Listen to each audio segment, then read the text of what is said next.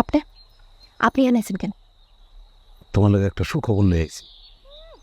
ফাইজলামি করেন না, আপনার লেখা মায়ের খাইতে খেতে আমার জীবনটা শেষ হয়ে যাইতেছে। ওই লেগেই তো ঢাকার দোলাই খেলে তোমার লেগে একটা টিপু সুলতান ড্রেস অর্ডার করছি। ড্রেসটার নাম হইলো অষ্টধাতু ড্রেস। মনে করো তামা, লোহা, কাঁসা, দস্তা, সোনা সব কিছু দিয়ে ড্রেসটা বানায়, বুঝছো? খুব উপকারী ড্রেস। তো ওটা দামি কি করুন? তো ফিনটা থাকবা, অনেক উপকার তো। শরীরে বাদ বুত হইব না। সবচেয়ে বড় কথা হইলো তোমার মায়ে যে তোমার মারে না, হ্যাঁ, আল্লাহ হইব না। যে মারে সে ব্যথা পাই, এটা কোনোদিন শুনছো?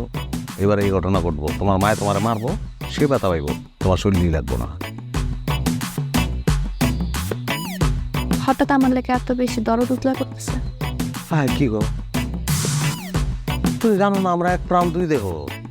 হ্যাঁ, তোমার অ্যাটাক করলে সেই অ্যাটাকটা আমার উপরে হয়, তুমি বুঝতেছো না? নাটক কম করো প্রিয়।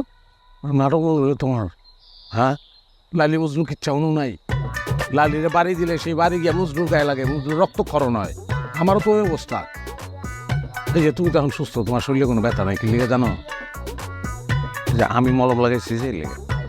বুঝছি, আপনার টিকিট কাটতে আপনারা বেশি দেরি নেই। বুঝছি।